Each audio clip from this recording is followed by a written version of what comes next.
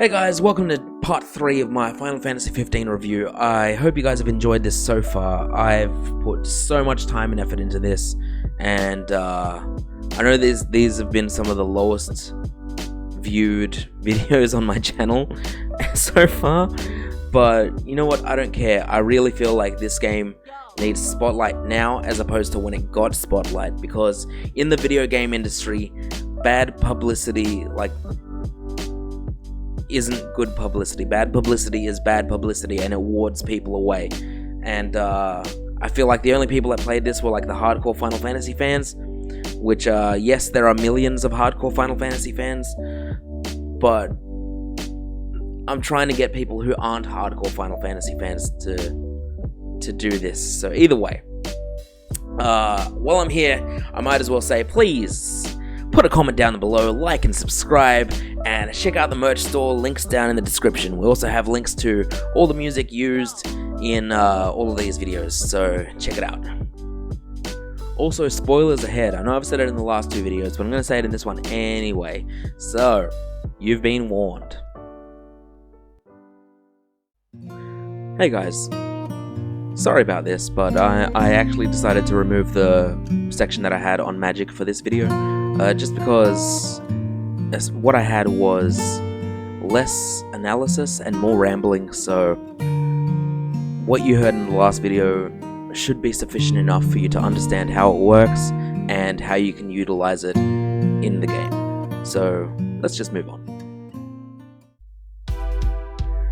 Okay, so what you're going to find about this game is it's like, I'm going to say, in terms of design, it is the polar opposite of Final Fantasy 13. So Final Fantasy, what I mean by that, apart from like Final Fantasy 13 was kind of turn-based and all that, this is all in real time. Like, you don't go into a separate battle screen once a battle emerges, it just happens. And instead of leading you through corridor after corridor after corridor and then expanding into this wide open world, you start off in this wide open world, and then once you get to a certain point, it's corridor after corridor after corridor until the end of the game. But to be honest, I kind of prefer that. Yeah, because, you know, it encourages you to explore straight off the bat, and there's lots of things that you can do. Like, you know, if you go to a campsite, those campsites are awesome because depending on which one you do, you know, it'll unlock a certain side quest that'll involve just like broing with your bros, as I've mentioned with the Brotherhood. Like, you like legit learn how to bro with these bros. So there's a campsite that's just near Hammerhead, which is like the opening section of the game, and the side quest is go with Prompto to take a photo of Cindy, who is like the replacement for Sid, or this game's Sid, which is Sid's granddaughter. And you know, because Prompto's got a thing for Cindy, right? Then you got this other one at Galden Key. There's a campsite just off to the side where you know, Noctis is kind of annoyed with Ignis because Ignis is telling him what to do and saying that he's lazy and stuff like that. So Gladiolus picks up on this, and then he's like, you know, let's go out and we'll train. And you know, so you go and you race Gladiolus on the beach because he says, you know, there's no better endurance training than running on the beach. And then like they have a bonding moment and go back to camp. And there's this one moment, you know, if you just go down the ravine from where the chocobos are, and you go up on the other side, there's another campsite there. You know, and you can go with Prompto and you can take a photo of this like giant, it's like a giraffe mixed with a sloth mixed with something else, and it just lives in the water, and it's like, you know, hold up these flowers to lure it as close as you can and we'll take a photo, and that's the quest. Like, and it's just all these like bonding moments that come in. But you know, even when you go beyond the bonding, there is just so much stuff to do. So you know, once you unlock the chocobos, you have to hunt Deadeye, and Deadeye is this behemoth, and he was in all the marketing for the game. Like, there is even a jacket that you can get for Noctis that has an imprint of Deadeye on the back of it, and it is called the trendy jacket. Once you hunt down Deadeye and unlock the chocobos, you can use the chocobos wherever you want. You can customize the chocobos, get medals for them. You can race them, so like you control the chocobos and you go in a race and like level them up. Yeah, then they get up to level 8 is the max level for the chocobo. But that's cool because like then when you got a chocobo, they do stuff like if you were in a fight and you jumped off the chocobo to go in a fight, they'll run in and do the chocobo kick, which is like a summon move from other games, to go in and just they'll just do it on the enemy for you and then run out of there. Which is like, I didn't even think about that when I was leveling these guys up. I just loved riding around on a chocobo. But on top of that, you've also got racetracks for your monster truck. That's crazy, right? And one of these things that this game loves is fishing. So every character has a hobby, and you have to level these hobbies up. And I feel like the most underutilized in all of these is Noctis'S Hobby, which is fishing. So what they did, in my opinion, to remedy this is once you're in Alticia, which is that beautiful place that you see with like it's just like supposed to be like Venice, like modeled after Venice, in Italy. Like once you go through there, Sid just hands you the keys to the boat now. And this didn't happen when I first played the game. I first played the game I think 2 or 3 years ago, and when I was mentioning things that I was going through 2 or 3 years ago, because I got this game originally on sale before the Royal Edition came out, I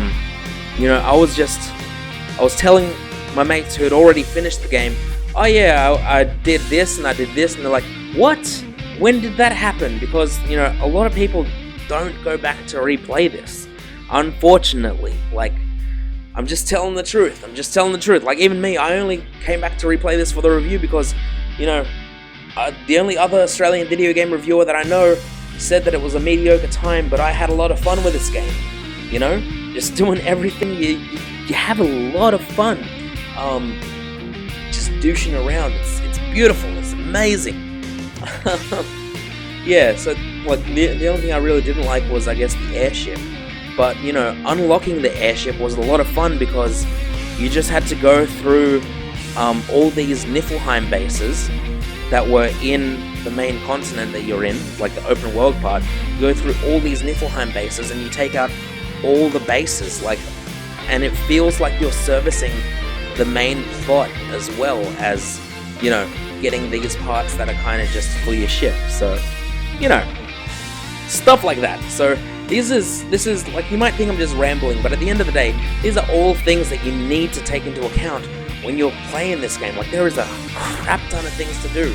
Like, I believe Square, when Final Fantasy 13 came out, when they said, HD towns and villages are hard to make because, like, yes, there is a lot of texture work that has gone into this to make things look as they do, like, because you can, with certain mapping, you can just kind of chuck in a texture that makes the texture look like there's more depth than what there actually is. It's really cool.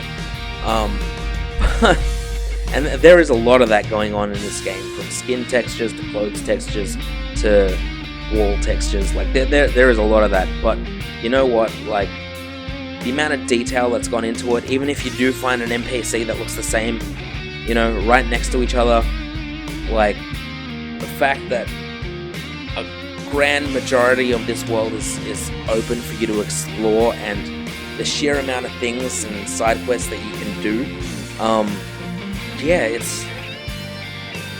I'd say, like, it never really felt boring to me. I was always interested in doing it, and usually the only times that I would, like, stop going through all these quests is if I was underleveled, or if my body would just give out and I had to go to sleep because I couldn't survive being awake till like 4 a.m. with only 2 hours sleep, like 3 days in a row, So, yeah. Let's just move on to the next section, shall we? Because I could seriously go on forever about like something that I didn't even expect I would go on forever about. So let's just move on. Alright, so this is a re-recording, guys. No other way to put it. It is a re-recording because I fell into the trap of retelling the story. And this is a trap that a lot of other reviewers face all the freaking time. And I see it on YouTube and I'm like, oh, why are you telling me all of this? You know, a review shouldn't have spoilers in it unless they're talking about how it services the plot. And even then, it should be a spoiler without context. So I'm just going to say this right now. And, I want all of you guys to remember this from now on. Retelling is not reviewing. Okay? Remember that. Retelling is not reviewing. And we don't retell game stories on this channel. It's not what we do. So yeah, I'm going to go on and now you're going to hear me review the story. Alright, so going into this game's story, there are two main themes that you really need to take into account. And those two main themes are consequences for your actions and the bonds of brotherhood or friendship or whatever you want to call it. Just human bonds, right? The bonds that you create with the people around you. So the reason you need to take those two things into account are because they are prevalent and relevant throughout this whole story. So it's not just about the consequences, okay? So you can look at this story and you can see like every action that the players take creates not always equal, but definitely another reaction that affects the world around them and the people in their world, right? And it's not always a good thing. A lot of times in this game, it's actually a very bad reaction, like something bad happens to the people that they love. But that's when the second theme comes in, of the bonds that we create, because it is through these bonds that we can help each other get through the hardest times. And this is so relevant throughout the story and prevalent because it is right through till the end. After you've defeated the boss, there is a flashback to the very final camp that the main characters do together. And even though I'm not retelling the story completely, like, there is just this one scene that always gets me, where Noctis looks to everyone and he says, even though I know what's coming and I've accepted it, it's just really hard to tell you guys. And they all know what's coming. They all know that he's there and he's not going to make it out alive or any of that.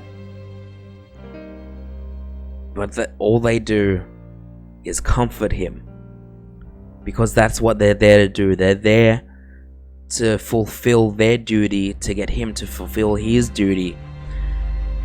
And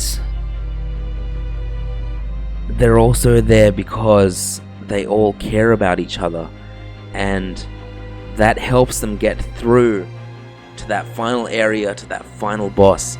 And it is really touching when you get to that point after you've spent so many hours invested in this world.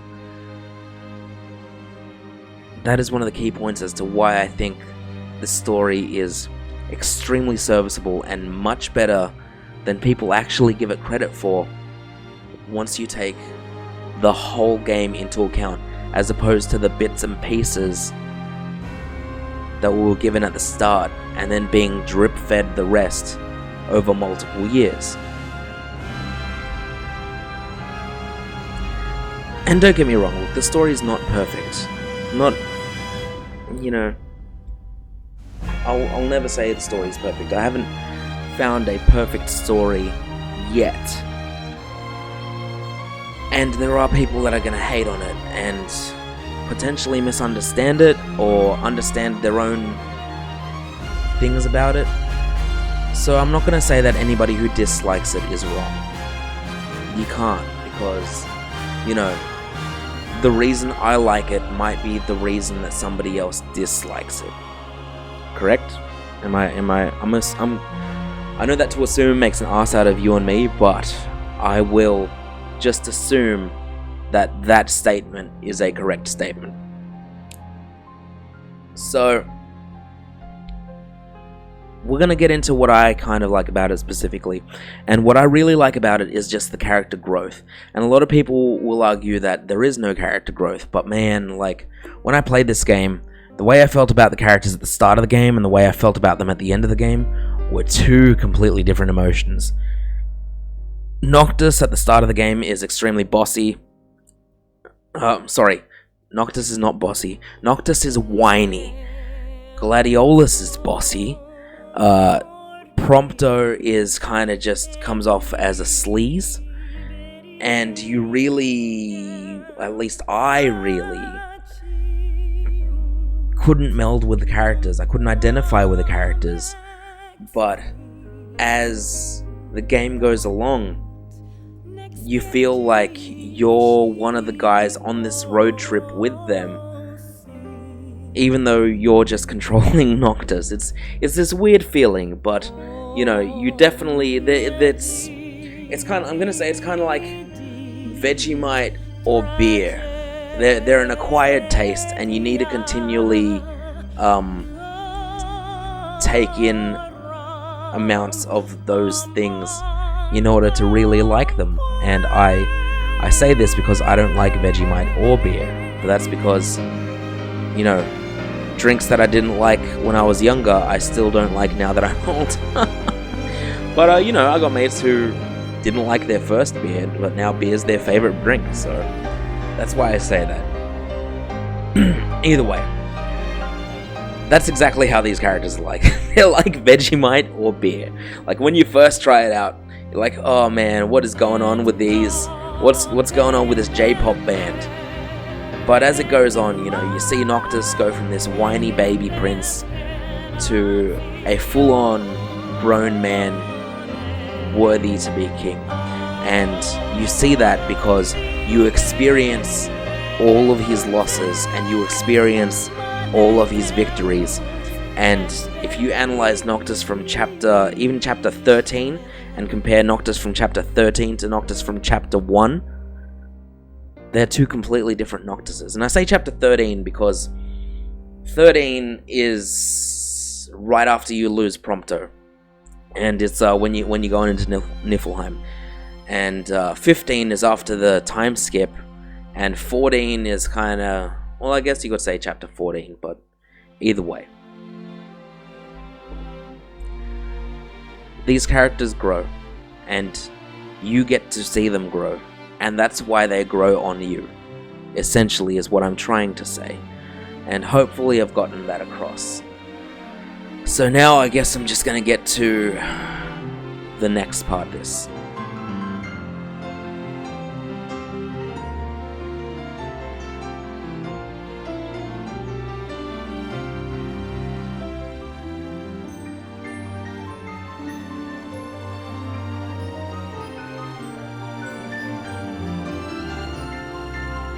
Alright, so I just want to make it abundantly clear that at this point in time, I have had a lot of time to get to know this universe, get to know these characters, get to know the lore, and just be invested in the story.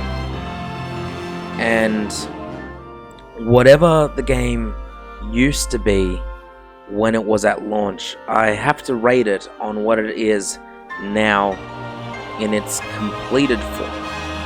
And although there is still a lot of how it is structured that is pretty messy, my ultimate rating for this is exactly what it says at the start of the game, and that is a Final Fantasy for fans and first-timers alike.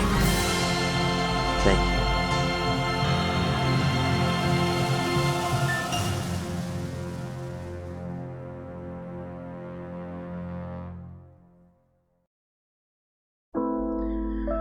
Oh man, it's finished. It's finally finished. This is like over 45 minutes of total footage, but far out, we're finally done. Thank you guys for sticking around. Thank you for the few amount of people that watched all of these. I really appreciate it, and I really want people to see this game for what it is now, instead of the travesty of what it was when it released. And yeah, because now it is such a likable, even lovable game. But yeah, so once again, just thank you for sticking around. Be sure to like, subscribe, comment. Let me know if you disagree with me on any point. Let me know if you agree with me on any point. I really want to know everyone's feedback, for the very few people who've been watching these so far. But you know, and even if you come along when this has more views, whatever, just check it out, guys, because yeah. But you know, like, subscribe, comment, check out the merch, and pretty soon we're going to be streaming regularly on Twitch, so keep an eye out for that. I will have updates for that on Twitter, and yeah, so be cool, guys, stay blessed, I love you all, and take care.